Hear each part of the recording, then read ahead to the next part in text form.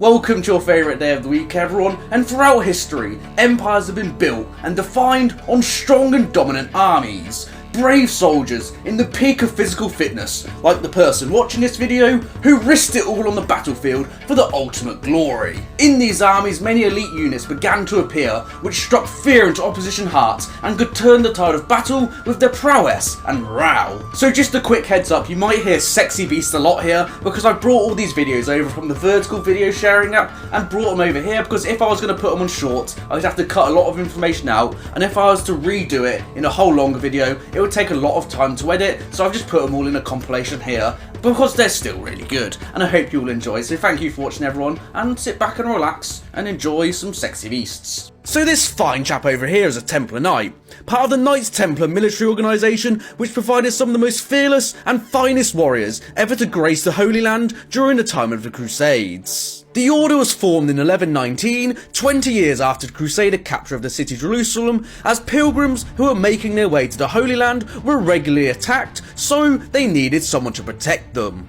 They soon became one of the richest orders in the Christian world, as people started donating vast amounts of wealth to help fund the wars in the Holy Land. Despite the wealth they accumulated, the Templars lived extremely strict lifestyles, taking vows of poverty, chastity and obedience.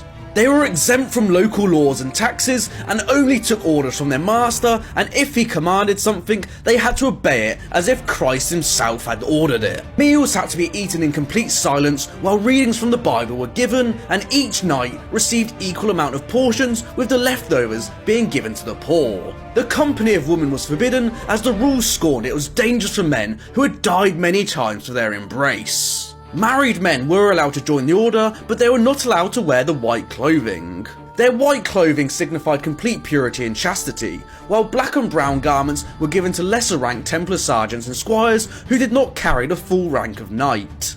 Their red cross was a symbol of martyrdom, as to lay down your life to vanquish God's enemies was the greatest honour of them all. Their disciplined lifestyle carried over to the battlefield, as the only time they were allowed to break rank was to help a brother who was in immediate danger, and to flee in the face of peril was a disgrace. Retreat from battle was prohibited until the army they had fighting had been defeated or they had died, and their willingness to be the last man standing made them a valuable component in any Crusader army. While most of the Templar Order were non-combatants who managed their vast amounts of wealth in Europe, it was the knights who fought on the battlefield that gave them the reputation as the finest and most fearless soldiers in all of Jerusalem. So the end of the Knights Templar was a pretty savage affair. An order that had stood for almost 200 years was disbanded due to one king's need for money. By 1305, the Templars had lost almost all their holdings in the Holy Land, and support for a crusade declined massively over the years, but there was talk of uniting the Hospitallers and the Templars for one more crusade. However, one man who didn't want to see the Templars carry on was this chap here, King Philip IV of France, who had a kingdom massively in debt and owed a lot to the Knights Templars. Philip was an absolute religious nutjob who believed his kingship was sponsored by God, and everything he'd done was extremely pious, and he really wanted the Templars' money. He tried to find anything wrong he could with the Templars, and soon found that their initiation ceremony involved new brothers kissing their masters on the lips and spitting on the image of Christ. Of course, Philip blew this completely out of proportion, claiming they were all devil-worshipping homosexuals, and their vows forced them to have sex with one another, and the wrath of God had fallen onto them, which is why they lost all their land in the Holy Land. On the 13th of October 1307, many Templars were arrested, and Philip said the use of torture could be used to extract what was actually happening within the order. Of course, under the pain of torture, many brothers gave confessions about the made-up wrongdoings that Philip had accused them of to stop the pain that was being inflicted onto them. But this was all the evidence that Philip needed. Pope Clement V was shocked at Philip's actions and claimed he would investigate the matter himself, but he was the king's man, and Philip claimed he was doing it to cleanse the realm of heretics, and he was not actually motivated by money. Many other countries didn't want to see the Templars disbanded as much as Philip did, and found in their investigations there was actually no wrongdoings within the order. However, the confessions that Philip received seemed to be enough for him. Anyone who seemingly defended the Templars mysteriously disappeared in intimidation circumstances, and many other brothers were burnt at the stakes as they recanted their confessions and were called heretics. In 1312, Pope Clement finally disbanded the order under military threat from Philip, and 1314 saw the last Templar Grand Master burnt at the stake. A lot of the Templar wealth did transfer to the Hospitallers, but it's believed that King Philip and King Edward II of England did sneak a lot of their money underarm. However, it didn't matter anyway, as King Philip and Pope Clement V were both dead within a year of the last Templar being burnt. And if you want to find out more about the Templars, I highly recommend this book from Dan Jones. So these sexy beasts here are the Housecarls, some of the most feared and elite troops to grace the battlefield during the High Middle Ages, and they most famously saw battle in 1066 at the Battle of Hastings. They were the household bodyguard of Scandinavian kings and chieftains, and their name comes from the Old Norse word Housecarl, meaning houseman, and they were brought to England in 1016 with Canute the Great's Danish conquest. The Housecarls were seated at the king's table in order of nobility and skill in battle, with the best being seated nearest to the king, and punishments often involved being sent down to the table, with the lowest position often no one would talk to them and they would throw bones at them during meals. They were paid a monthly wage by their lord and often took on administrative roles during peacetime, such as tax collection. While they were not forced to serve their lord, they could only leave their service on one day a year, which was New Year's Eve, the day Scandinavian kings usually gave out gifts, making it less likely anyone would actually want to leave their service. They had expert training and sported the finest war gear of the time as a status symbol, and while it's unsure if they were actually a standing army, they still made up an elite group of infantry when called upon by their king. The main weapon was the fearsome Dane axe, which could reach up to 4 foot long, as well as the teardrop shaped style shield, and as the bravest, they made up the front ranks of the shield wall. As the Dane axe took 2 hands to wield, Housecarls would often step outside the shield wall, implant their shields into the ground to defend against arrows, and then start swinging their axe around like a madman with enough energy to cut a man in two. They had excellent morale and made up the backbone of Harold Godwinson's forces at the Battle of Hastings, along with the Fjord, who were lightly armoured normal chaps called upon for service to defend the king. Harold had already defeated an invading Viking force not 3 weeks earlier at the Battle of Stamford Bridge, and now his men faced the ultimate test in the face of the Norman invaders. While most medieval battles only lasted about an hour or two, Hastings was particularly unusual as it lasted over 9 hours. When news of Harold's death was circling the battlefield, the English forces began to collapse and retreat. However, the Housecarls gathered around his body and fought to the death. The Housecarls that did survive the Norman invasion, many went into exile and went east to the emperors of Byzantium and made up their personal bodyguard in the Varangian Guard. So these sexy beasts are the Varangian Guard, some of the finest warriors to grace the medieval battlefield and the elite bodyguard of the Byzantine Emperor. The Varangians served from around the late 10th century all the way up until the early 13th century, and what's fascinating about them is they weren't made up of local Byzantine people, they came from northern European countries and they were mainly Norsemen. This was a deliberate policy by the emperors, as foreigners lacked political ambition and ties and were less likely to overthrow the leaders they were sworn to, something the Romans had a problem with their Praetorian Guard, who were known to be quite corrupt. Varangian was given to the name of the Vikings who settled in the Eastern European territories, forming the medieval state of Kievan Rus, and there's mentions of them serving in the Byzantine Empire from around 911 AD.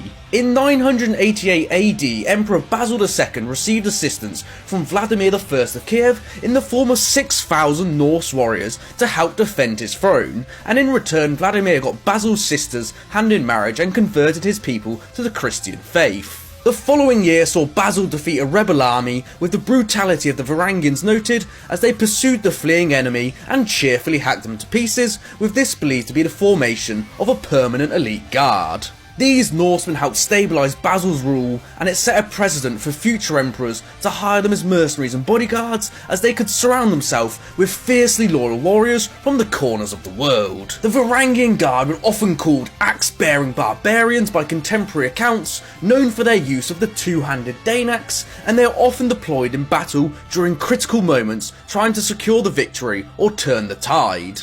Over time, the Guard began to consist of Anglo-Saxons as well as Scandinavians, who had migrated over after William the Conqueror's conquest of England, and they were known to be fiercely loyal to the position of emperor and not the actual person on the throne. When their emperor passed, they had the unique right of running to the imperial treasury to take as much valuables as possible, often allowing them to return home as wealthy men and encouraging more Scandinavians to enlist in the Guard. The last mention of the Varangian Guard appears in around 1259, with a lack of detailed accounts of what happened after that, with historians believing they began to be recruited more from the local population. People still did identify as Varangian in Constantinople in around the year 1400, but it's likely the Guard's fate declined as the Byzantine Empire declined in the 15th century.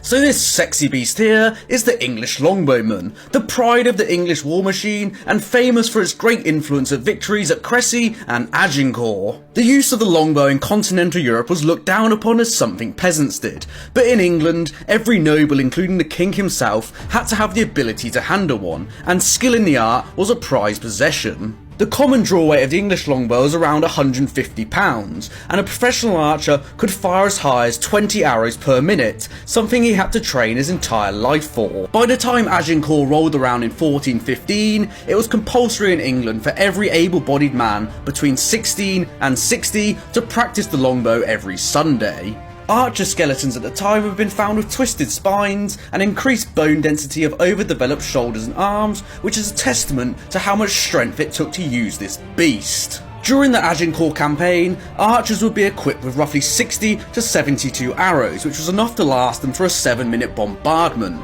but this could be halved by some. Compared to the crossbow, it took a vast amount more training to use, but its effective range and deadly rate of fire made it one of the most effective killing machines in Europe.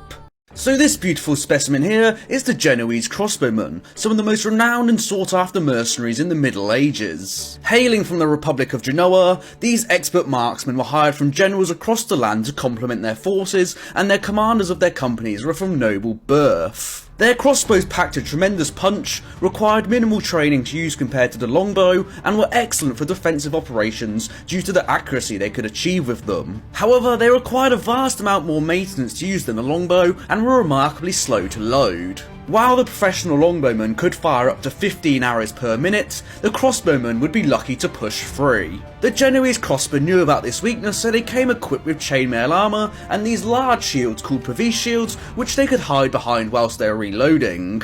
During the Battle of Crécy in 1346, King Philippe VI of France had hired units of these Genoan crossbowmen and sent them in first to weaken up the lines of the English. However, due to logistical problems on the march to the battle, they didn't have any armour, they didn't have their pavise shields, and it had just rained. They couldn't defend themselves, reloading their crossbows was extremely difficult due to the muddy ground, and they were subsequently slaughtered by the English longbow, so they retreated, but into advancing French cavalry. They were likely trampled to death by the cavalry, or impaled in the back by multiple English arrows, and the French lines behind this, hearing the screams of all the dying, they thought it was the English, so they charged in as well, creating a giant death press of the French army. There are a few variations of what actually happened in the battle, with some saying the cavalry killed their own crossbowmen, as they felt their retreat was treasonous and they had betrayed them. But whatever the case, it was another beautiful victory for the English longbowmen over the peasant crossbow.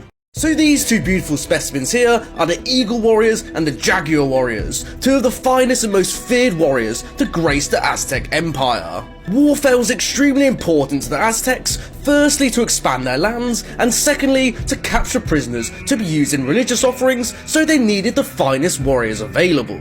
Every Aztec male learnt about weaponry and warfare during their education, and the best students, as well as those from noble lineages, became Jaguar and Eagle warriors. Access to these orders wasn't just limited to nobility though, as soldiers who displayed exceptional bravery on the battlefield or captured 4 prisoners were admitted into the groups.